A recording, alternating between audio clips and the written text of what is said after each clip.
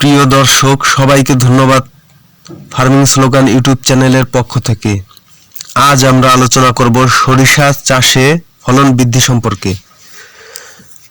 সঠিকভাবে পরিচর্যা করলে সরিষার ফলন হবে 70 থেকে 80% বেশি।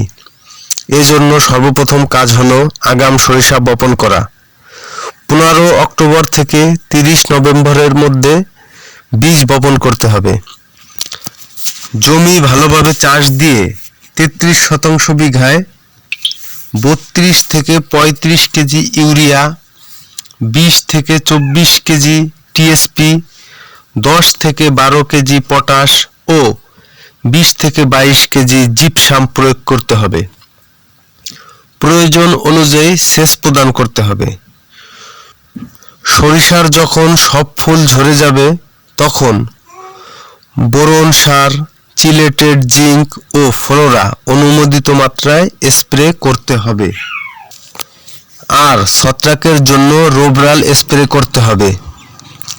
সরিষার জাপ পোকা দমন সম্পর্কে এই চ্যানেলে ভিডিও দেওয়া আছে।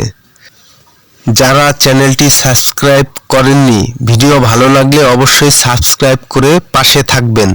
ধন্যবাদ সবাইকে পুরো ভিডিও দেখার জন্য।